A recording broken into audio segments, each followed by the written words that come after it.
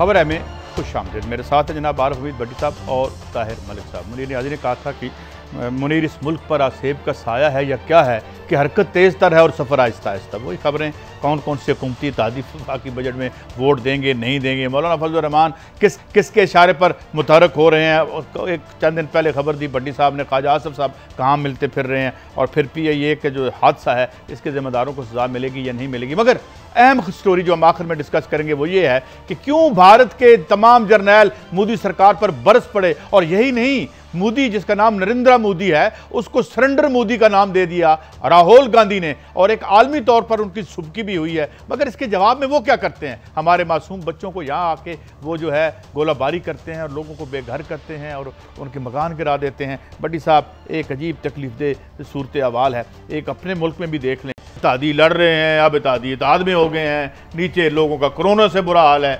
तो अब क्या है भट्टी साहब, अब ये दिन वोट देना है नहीं देना, गिरानी या हुकूमत उठानी है, क्या होना है?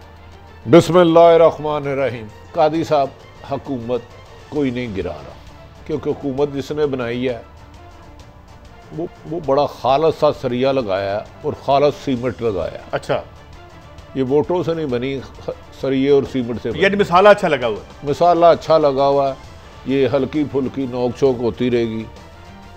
इमरान खान साहब ने पिछले दिनों एक बात पे इख्तलाफ राय किया था, अख्तर मैंगल को उन्होंने कहा जरा साइड पे हो जरा, वरना हुकूमत गिराना होती।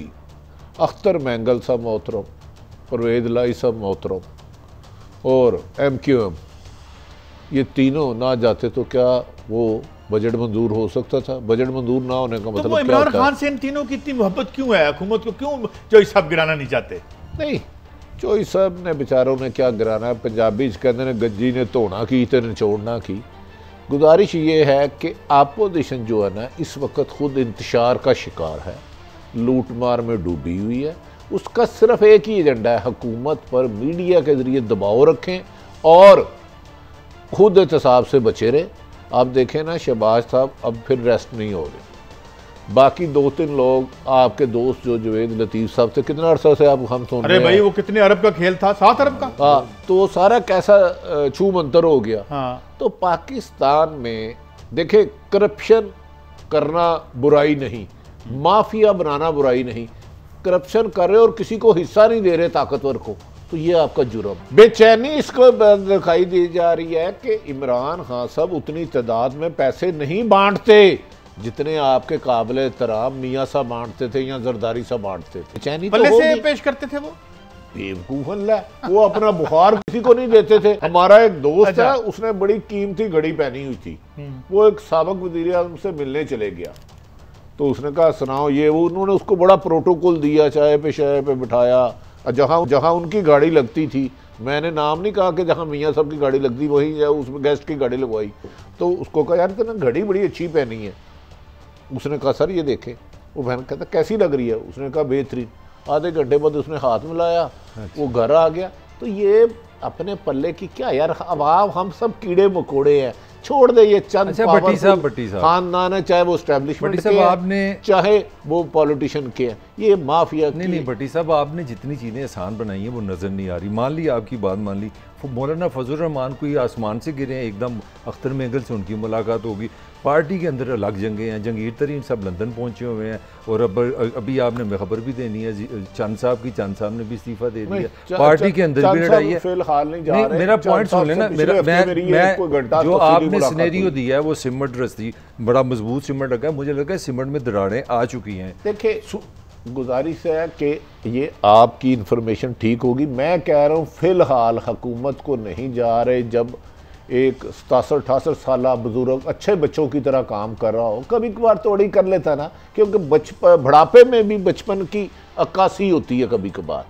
तो मैं बता रहा हूँ, मौलाना फजलुर रहमान को पहले ट्रक की बत्ती के पीछे लगाया गया था, जब इस्लामाबाद बुलवाया गया था। खैर वो मकासद हासिल हो गए थे, कोई माने या ना माने, वो मुकासद हासिल हो गया। सवाल आपसे, अब उन्हें मार गाड़ी की बत्ती के पीछे लगाया है क्योंकि नवाज शरीफ साहब ने 4 दिन पहले मौलाना फजलुर रहमान को फोन करके कहा कि आप बेफिक्र रहे, हमारे हालात बेहतर हो रहे हैं। मौलाना फजलुर रहमान को नवाज शरीफ साबिक वज़ीर-ए-आज़म पाकिस्तान, सुप्रीम कोर्ट से सजा याफ्ता मुस्लिम लीग उनके सदाबहार कायद। लेकिन इस वक्त शहबाज शरीफ साहब फिर दोबारा इन टच हो गए। बस तो वो यार मेरा एक सवाल है। सीमेंट किधर गया, वो सरिया किधर मेरा एक गया, सवाल वो है। कहने देखो, आपका है। सीमेंट और सरिया की एक खूबी होती है, ABCD-C प्लान चल रहे होते हैं, कभी एक प्लान चलता नहीं है। देखिए मुफ्ती ना, साहब जो हैं वो शहबाज शरीफ से टच पाकिस्तान है। का सबसे बड़ा माफिया इस वक्त सबसे ज्यादा महफूज है। वो तो ठीक है, लेकिन भट्टी साहब तो क्या ये शुक्रिया किसका अदा करें? PTI में उस इमरान तरह खान से का? यकजहती नहीं हो सकती, एक पेज पे नहीं आ सकते जैसे मरियम साहब और शहबाज शरीफ साहब है। मरियम और नवाज शरीफ शहबाज शरीफ टॉकिंग टर्म पे भी नहीं है, गुफ्तगू भी नहीं करते। मरियम रोजाना इंतजार करती है कि कब मुझे खबर मिले कि शहबाज शरीफ साहब दोबारा गिरफ्तार हो गए हैं।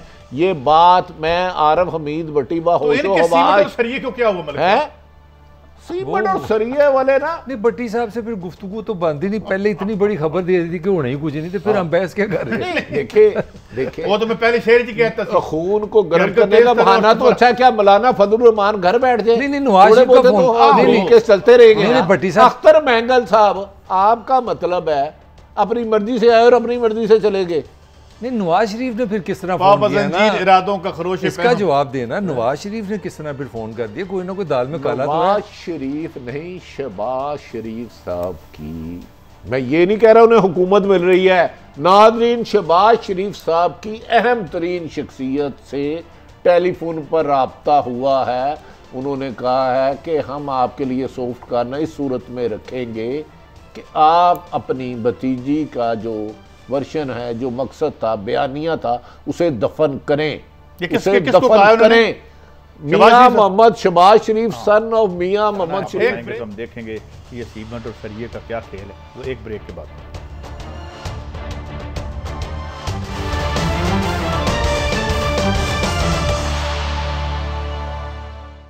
Welcome back. भट्टी साहब, मेरा सवाल आपसे ये है, अभी आपने असाइनमेंट की बात की।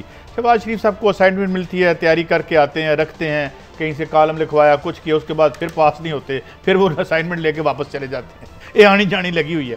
तो ये एक बेमानी अमल। काजी साहब, गुजारिश है, कभी कभार रेफरी बड़े अक्लमंद होते हैं, वो खेल को ना तूल देते हैं। उन्हें पता है कि फलान लूजर है, लेकिन तमाशबीन जो इतने पैसे खर्च करके मैदान में आते हैं ना मैच देखने, उनके लिए भी कुछ सामान होना उनके चाहिए। लिए भी सामान करना उन्होंने पड़ता तबाह है। का। शहबाज शरीफ को मैं कह रहा हूँ, बुलाया भी, फ़ोन करके गया था, मैं अपनी बात पर कायम था हूँ। उस पे इमरान खान ने थोड़ा सा टिच किया। शहबाज शरीफ को मरियम ने मरवाया, घर का बेती लंका ढाए, एक ऐसी चीज़ लीक करा दी जो कि मुस्लिम लीग नून के लिए क्वेश्चन पेपर बन गई। हाँ, शहबाज शरीफ साहब राब्ते में हैं, राब्ते में हैं, राब्ते में। लेकिन ये ख्वाजा साहब की अब देखें, बदकिस्मती ये है कि एक नए एडवाइज़र बने हैं मियाँ मोहतरम इमरान खान साहब के। उनकी क्या ड्यूटी लगाई होगी? चले आप बताएं। पाकिस्तान कोरोना का शिकार है, भारत हमारे सर पे सवार है, अफगानिस्तान के ज़रिए हमें परेशान किया जा रहा है। कल हमारा एक कप्तान, अल्लाह ताला उस शहीद का तो दर्जात होते ही बुलंद, और एक फौजी ने जान दी। उस नए एडवाइज़र की क्या ड्यूटी लगाई है मलिक साहब? तो मजेदार सी होगी ड्यूटी। आप बताएं। मैं तो एक मीडिया को तंग करना है। मीडिया को खबरें लीक ना हो, लीक करने वाले को निशाना इबरत बना दो। ओ भाई, क्या आप खबरें रुकाओगे? क्या पहले आप खबरें देते थे? आप ये जोर लगाए, फकीर आदमी है, हमारा काम रोजी रोटी खबर देना है, हुकूमतें बनाना और गिराना नहीं है, ये आपके काम। अच्छा भट्टी साहब, वापस जाना है वो शहबाज शरीफ ने इम्पोर्टेंट वो जरूर लें। ये क्वेश्चन मेरा बनता है, शहबाज शरीफ ये सारा कुछ करके बदले में क्या लेंगे? एक सवाल तो बनता है, खिदमत तो किसी की कर रहे हैं, मगर बदले में क्या मिलेगा? एहतजाब टाइम फिश। देखें, बदले में अभी तक अरबों रुपए की प्रॉपर्टी रमजान शुगर मिल का केस बन रहा है, कौन सा एक पैसा रिकवर हुआ है? ये जो ड्रामा करते हैं ना फ्रॉडिये के, हाउसिंग सोसाइटी पकड़ी गई, इतने अरब आ गए। आपको पता है पाकिस्तान में सबसे बड़ी फ्रॉड हाउसिंग सोसाइटी कौन है? मैं उस पर काम कर रहा हूँ, एक आधे दिन में डिटेल दूंगा कितने खरब रुपया कमा गया वो बंदा, जो अनटचेबल है, जो अनटचेबल है, अनटचेबल है, जो फैसले कराते हैं।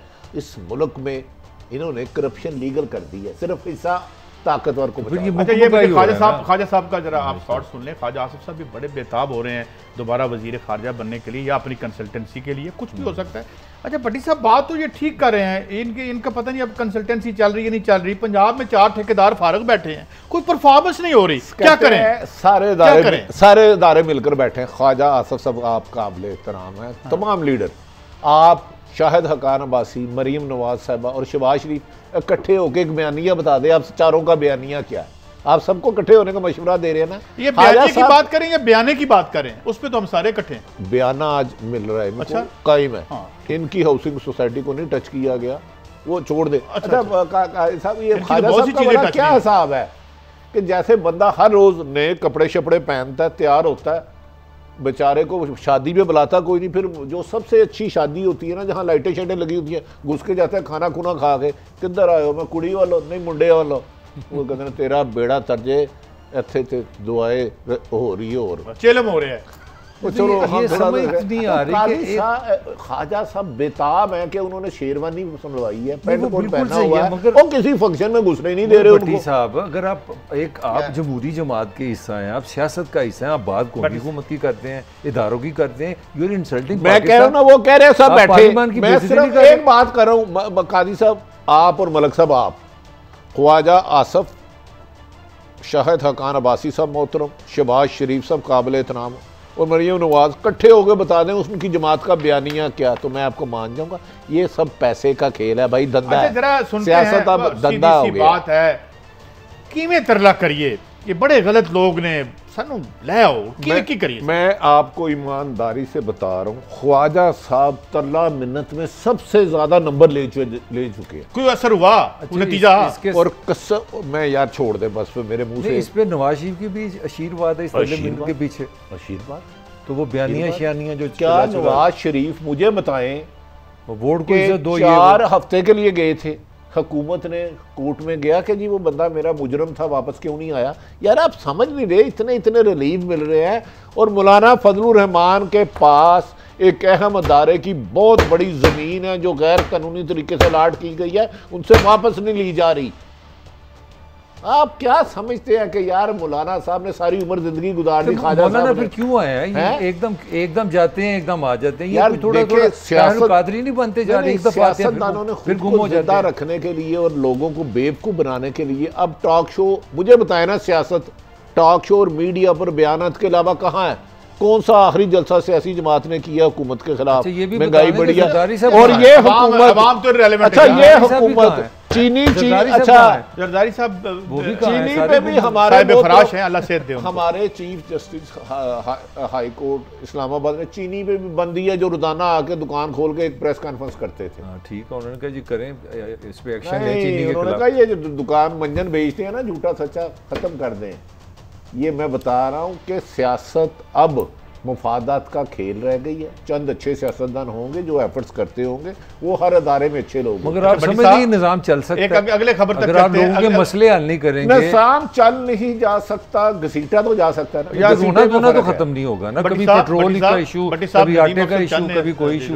अच्छे भले मानस आदमी है, उन्होंने दाएं बाएं हो गए हैं वो। और फिर साथ एक और खबर, नदीम अफजल चंद साहब फिलहाल कहीं नहीं जा रहे, कहीं नहीं जा रहे। पिछले हफ्ते उनके साथ बड़ी तवील नशिस्त रही, उनके मामलात हैं, उनमें से एक इमरान खान के करीबी लोग भी, जिसने इस मुल्क को तबाह कर रहा है, वो भी शामिल था आखिरी मीटिंग में, जो नदीम अफजल चंद, इमरान खान साहब और एक तीसरे फॉरेन नेशनल था, वो भी मीटिंग में था। बाकी इसके अलावा नहीं, फटे की वजह क्या है? कोई थोड़ा सा तो अच्छा, ये इनके मशीर असासियत करेंगे यार, इन्होंने असासियत इमरान खान साहब ने कहा था मेरे सारे मशीर और वजीर। अच्छा, इमरान खान साहब ने कहा था असासियत करेंगे। अब ये मुझे बता दे, जितने एडवाइजर है उसमें से कितनों ने एहसासे जाहिर की है? मेरा लिए किसी इसका मतलब है किसने की है? कोलोफिल का किसने? रज़ाक दाऊद ने की है। हाँ नहीं, क्या नाम है उनका?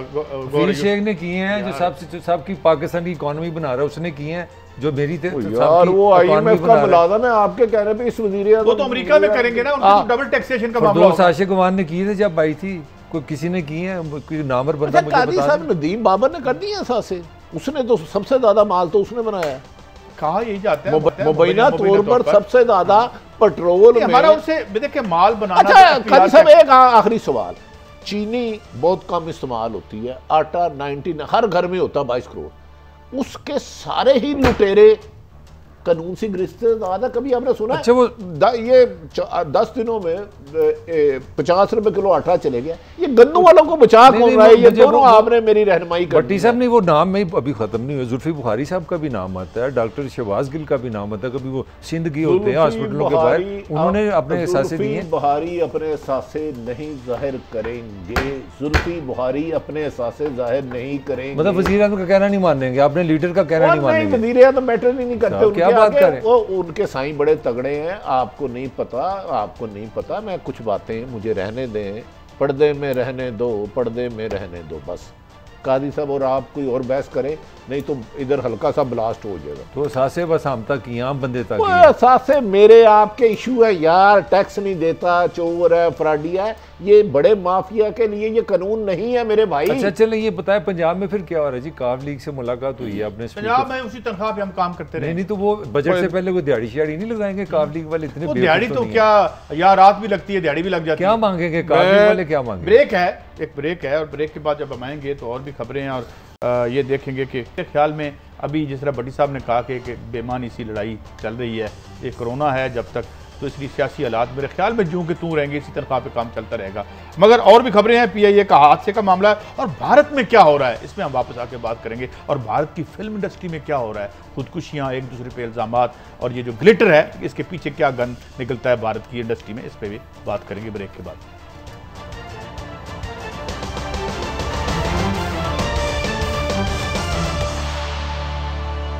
Welcome back. अच्छा, हम PIA पे आए, इससे पहले कुछ बात तो 1 मिनट पहले हम बात कर रहे थे पंजाब में जो स्पीकर साहब से और CM पंजाब की मुलाकात हुई है, तो मेरा छोटा सा एक सोच ये है कि हमारे यहाँ यूँ होता है कि बजट आना है, बजट में आपने वोट डालना है तो वोट के पहले ही पैसे ले लो। मैं थोड़ी सी नेगेटिव बात कर रहा हूँ, हो क्या रहा है सच? देखें, चंद डिस्ट्रिक्ट है जिनके DPO और DCO नहीं चेंज किए जा सकते। IG साहब ऑनेस्ट आदमी है। अच्छा, कुछ बंदे जो बड़े बड़े उसूलों की अवाम की बात करते हैं, उनकी सियासत DCO DPO पे जा रहा है।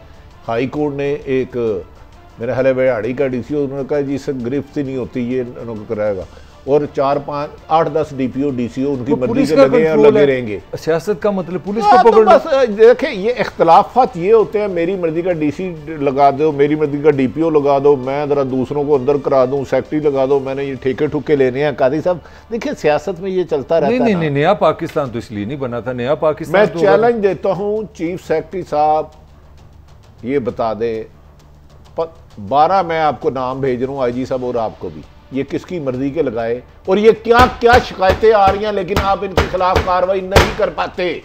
ये कौन सा माफिया इनके पीछे?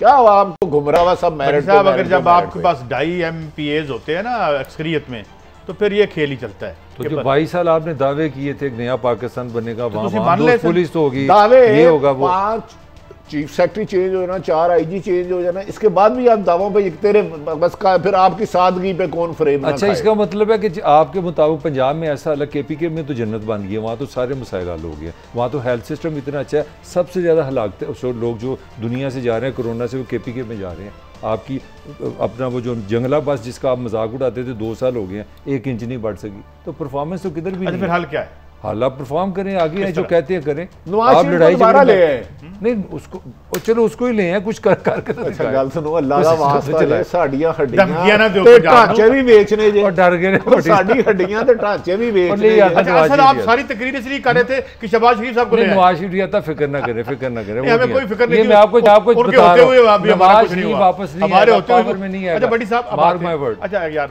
आगे आप कुछ जरा इनको कर लीजिए, वो मोज़े तक इन्होंने बड़े काम किए हैं, बड़े अच्छे काम किए हैं, बहुत अच्छा, अगले भी बड़ा अच्छा कर रहे हैं, पिछले। अब मेरी बात सुनो, नवाज शरीफ का बीती बनेगा, वापस नहीं आएगा। देखिए शहबाज, ये छोड़े इन बेमानी लोगों को, मैं आपसे एक और बात करूं जी। कोई दिन नहीं गुजरता जब कोई बिल्डिंग नहीं गिरती। हालांकि आपको पता है कि सिंध में अगर आप देखें तो एक बिल्डिंग अथॉरिटी मौजूद है, ठीक है, कराची में ऐसे ही होता है। कोई दिन नहीं गुजरता, आपके ट्रेन के हादसे होते हैं, कोई ऐसा दिन नहीं गुजरता जब वर्क प्लेस पे सेफ्टी के जो है मुनासिब इंतजाम ना होने की वजह से वर्कर जो है वर्कर खुशी होती है। PIA में जो मर गए बंदे, मैं PIA पे आता हूँ, कोई हमारा काम शहबाज शरीफ और नवाज शरीफ साहब को लाना है, ये काम किसने करने हैं? मेरी सेफ्टी का, मेरे मजदूर की सेफ्टी का, मेरे बच्चे की सेफ्टी का, ये काम किसने करना है? नहीं देखें, देखें, जब पहले 22 साल हमने सियासत की ना पीटीआई यार उसको छोड़े यार। नहीं, ये जरूरी है, ये जरूरी है। आपने हर वक्त का, अगर नवाज शरीफ चोर है, शहबाज शरीफ चोर है, मेरा पॉइंट सुने ना, हमेशा आपने कहा हुकूमत जिम्मेदार है। अब होता है जी माफिया जिम्मेदार है, पेट्रोलियम का किस्सा हुआ, पता लगा अफसर इन्वॉल्व है, आगे आप आ जाए। मैं मेरी बात सुने, मैंने अगर माफिया ताकतवर है तो फिर हुकूमत जिम्मेदार है, हुकूमत में दो राय कोई नहीं है। अल्लाह आपका कौन इनकार कर रहा है? दिस इज द पॉइंट भाई, हमने उनकी कब्र में जाना है या ये पॉइंट है। आप कहते होते हैं ना, प्रॉब्लम क्या है, पहले डायरेक्ट माफिया था, अब इमरान के नीचे माफिया, पहले खुद माफिया पावर में था, इसलिए इनको परेशानी है। लेकिन जरा सुन लें, कुछ सुनवाते हैं आपको कि क्या ये सारा मलबा पायलट पे डाल देंगे, वो बेचारा अगली दुनिया में चला गया, क्या आके हमें बताएगा। अब भट्टी साहब, हम किसी की साइड ले ना लें, इधर जाली डिग्रियों वाले थे, पुलिस में जराइम पेशा लोग भर्ती हो रहे थे, FIA में, और इमरान खान आके सवेरे ठीक कर दो। अच्छा ये क्या है? अच्छा, 2 साल हो गए हैं इस मुल्क में जाली नहीं हो रहा जिसको आपकी हुकूमत में मोड़ नहीं करी। मुझे एक काम बता दें, जाली क्या क्या होता है, वो मैं इस पर डिटेल में नहीं जाऊंगा। मैंने बोला कि 2-3 अहम शख्सियत को मुल्क की एक जालसाज के बारे में चीज भेजी। रिजल्ट क्या? बात ये है काजी साहब, ये मोहतरम वजीर साहब आए हैं, रिटायर्ड को एयर मार्शल लगे अरशद मलिक साहब, इन्हें उन्हें चेंज करके दिखाए। नहीं, ये तो ये बड़ा आसान काम है। जो बेचारा पायलट दुनिया से चले गया, सब कुछ उसमें डाल दे। माजी में जितने जहाज क्रैश हुए, किसी एक उसका जिम्मेदार पकड़ा गया। रेलवे में लातदात हुए, शेख रशीद साहब कहते हैं रिजाइन दे दूंगा, कोई एक बड़ा अफसर गिरफ्त में आया, तबलीगी जमात पे डाल दिया, रेलवे में पेट्रोल की ब्लैकमेलिंग हो रही है, कोई एक बंदा आया। ये सिर्फ और सिर्फ आवाम को बेवकूफ बनाने के लिए। ये हेरोइन किस दौर में जाती रही है PIA पे जो पकड़ी गई थी? यार ये तो इमरान खान का मिसाली दौर था। हक साहब के 3 तोहफे हैं, एक हेरोइन, एक अल्ताफ सैन, एक नवाज शरीफ। उनके इन तोहफों की कदर करें, क्योंकि आप जिस आज स्टेज पे आए हैं उसकी कोई ना कोई तो वजह है ना। मेरा सिंपल सा सवाल है, वजीर तो एनालिसिस कर रहा है, कहता है कौन जिम्मेदार है? मैं जिम्मेदार, वजीर जिम्मेदार है। अरशद मलिक को उठा के दिखा, मैं मान जाऊं तुझे। मेरा क्वेश्चन यही है ना, वजीर जिम्मेदार है। ये बेचारे बेख्तियार वजीर हैं, तो इस्तीफा देना चाहिए इनको कहना चाहिए कि दुनिया में आपको पता है हाईएस्ट जो प्रोपोर्शन है आपकी तरह ना एक तैयारों की, ये PIA की है। आपकी तरह ना एक आदमी दुकान पे गया, वो दुकान पे ना कादी साहब कारपोरेशन वाले आगे उठा गए। वो दुकान का एक सेलमैन था, उन्हें आवाज लाई, बुलाओ जज साहब नू। वो डर गया, उन्हें क्या जी, तेरे नहीं पता कि दुकान है? उन्हें कहा जज साहब जी। वो बेचारे माजरत करके वापस चले गए। वो किसी ने पूछा, ओए तू रखी क्या? कहता वो असं प्यार नाल भाषी दे ना जज कहने, तो लिहाजा ये छोड़ दे। ये मुल्क में दुकान किसकी है, सेलमैन कौन है ना, साफ लिखे। यार आप हमें इतना अंडर एस्टिमेट ना करें। अच्छा, हम जजों को हुक्म देते रहे कितनी सजा देनी है, कितनी नहीं। इन्वेस्टिगेशन नहीं है वीडियो पे, ऑडियो पे। वो जस्टिस कयूम की तो अभी भी असरात हैं, आपको नजर नहीं आते। अच्छा, जजों की कल बात कर लेंगे। मैं इन्वेस्टिगेशन की बात कर, इन्वेस्टिगेशन में इतना बड़ा लिखा है कि हमारा सारा PA का सिस्टम पुराना है, दुनिया की समझ से बाहर है। वो हम पता नहीं कोई 100 साल पहले रह रहे हैं, नंबर 1। नंबर 2, दुनिया में PIA के जितने हादसे हैं ना, प्रोपोर्शनली दुनिया में सबसे ज़्यादा हादसा PIA के हैं। और नंबर 3, सबसे इंटरेस्टिंग बात, एक जहाज़ पे पूरी दुनिया की एयरलाइनों में सबसे ज़्यादा एक जहाज़ के साथ जो मुलाजमीन है वो PIA में है। लूट मार में नंबर 1, परफॉर्मेंस में 0। 2-2 टक्के में हमने बेचना भी तो है ना। 450 अरब रुपया, 450 अरब रुपया का 2 टक्के में फिर कैसे बेचेंगे? मेरा फ्रंटमैन कैसे खरीदेगा उसको? 6 साहब आप पॉजिटिव काम होने नहीं देते। अभी वजीर साहब ने कहा जाली लोग रखे, ठीक है, उन्होंने फरमाया कर दो। ऐसा नहीं भाई, आपने जिन्होंने जाली रखे हैं उनको गिरफ्तार करें, कानून के मुताबिक सजाएं दें, जिन्होंने रखे हैं उनको चले। आप सिर्फ हुकूमतें निशानदेही करने के लिए का काम रखे। हुकूमत कानून पे अमल दरामद कराने का नाम है। मेरे जिन्होंने रखे वो तो हाइड पार्क में वॉक कर रहे थे। मैं एक चीज की निशानदेही, अच्छा मैं बताऊं, उन्हें मुबारक दे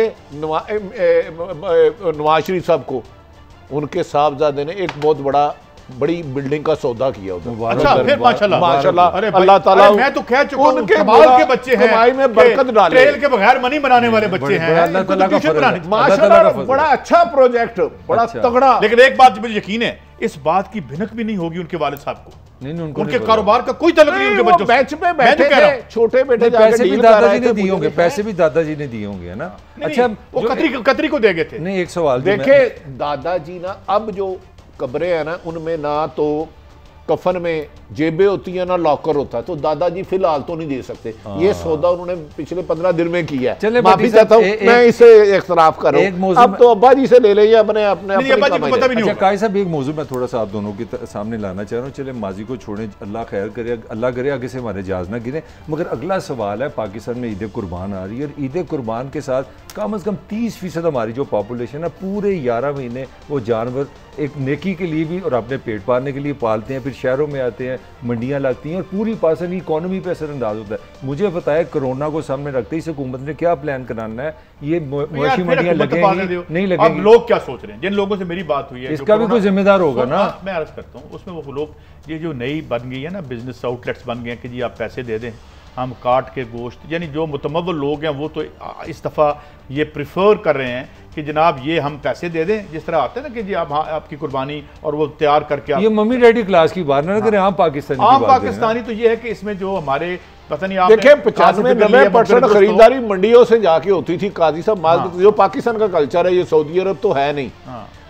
90-95% खरीदारी जानवरों की, क्योंकि देखें हमारे जो बेचारे किसान भाई है ना पूरा साल अपना पेट काट के जानवर पालते हैं, जिनकी हम कुर्बानी देते हैं, सुन्नत इब्राहिमी पे चलते हैं।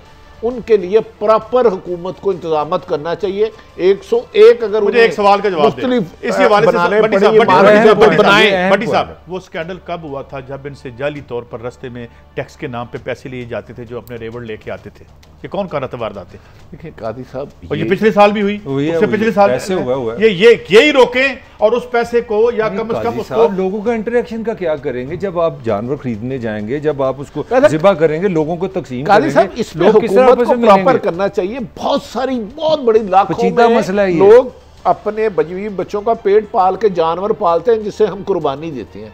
इसके लिए मेरा ख्याल है मैक्सिमम एफर्ट्स करनी चाहिए कि उन बेचारों ने जिन्होंने पूरे साल मेहनत की है, एक तो उनके जानवर बिक जाए, खींचे उनको रास्ते में जो है वो ना उनको मंडियों के जी मंडी तक जाना है तो सन पैसे दो। ये पिछली दफा हुआ ये ना हो नहीं, इसका कोई जिम्मेदार बनेगा, कोई गाइडेंस आएगी, कोई गाइडेंस आएगी, कोई पॉलिसी आएगी, कोई जिम्मेदार नहीं। आपका क्या पता है, हुकूमत सो रही है, हुकूमत कर रही होगी, हो सकता है अगली ईद पे कर ले। वज़ीर आला तो स्पीकर से मिल रहा है, वो अपने और मसाइल है उनके। देखिए वज़ीर आला तो स्पीकर से मिल रहे हैं, उन्हें मिलना चाहिए, लेकिन ये डीसी डीपीओ ब्यूरोक्रेसी इतनी बड़ी, इनमें बड़े अच्छे लोग हैं, इनसे काम लें। ये बड़ा सीरियस मामला जो आज हम आपने उठाया, मैं आपको इस पे सलाम करता हूँ। ये मैंने उठाया, माफी चाहता हूँ, सलाम करता हूँ, मगर एक ब्रेक की तरफ जाना है। ब्रेक से जब वापस आएंगे, क्यों बैल बरस पड़े हैं मोदी पर, और मोदी को सरेंडर मोदी नाम किसने दे दिया है, और उसके साथ ये जो बड़ी ग्लिटरिंग किस्म की भारतीय फिल्म इंडस्ट्री है जिसे देख देख के हम बड़े रश करते थे, इसके पीछे क्या गंद मचा हुआ है और एक दूसरे पे क्या इल्जामात लग रहे हैं, इस ब्रेक के बाद।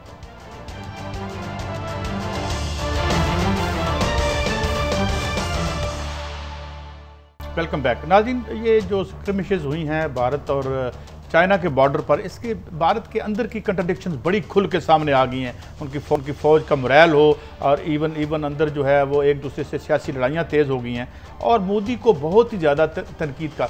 ये मैं आपको कुछ ट्वीट, ये ट्वीट है राहुल गांधी का, जो उन्होंने नरेंद्र मोदी का नाम चेंज करके सरेंडर मोदी के तौर पर उन्हें जो है वो मुखातिब की है, ये आप देख रहे हैं। इसके साथ ही मैं आपको कुछ और भी ट्वीट्स दिखाता हूँ। ये तो राहुल गांधी साहब का ट्वीट है, इसमें वो कह रहे हैं कि is a surrender Modi.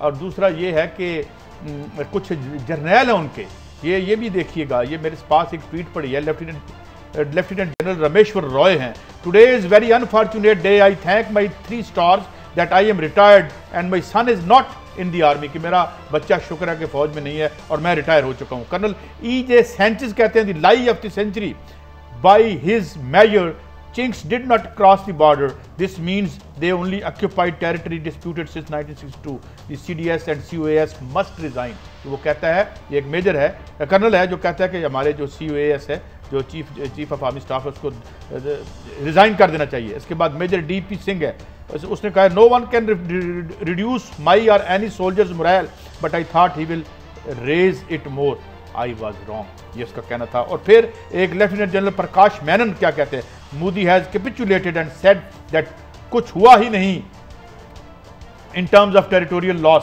O my God, is there a case for his trial for treason because he just reiterated China's stand. What is the legal constitutional position held?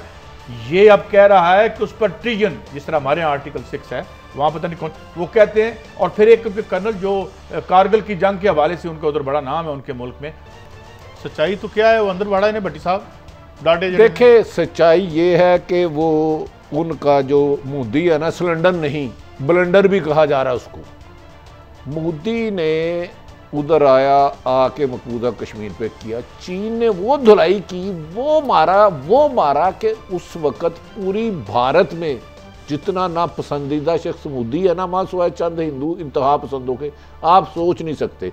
जब आपके फौजियों को, जिनके बारे में आप कहते हैं ठुड्डे मुक्के को सिर्फ हाथों से मारा जाए, और आप माफ़ी मांग के अपने तहरीरी मुल्ज़म वापस लें फौजी, और आपके एक अरसा तवील अरसे में दाखिल हो जाए और आप जवाब देने के भी काबिल ना हो, तो इसको सिलेंडर और ब्लेंडर मोदी ना कहे तो क्या कहे। ये मोदी 2 साल हो रहा तो खुद भारत टुकड़े टुकड़े हो जाएगा। भारत में गुर्बत पहले की निस्बत 1000 गुना नीचे चले गई।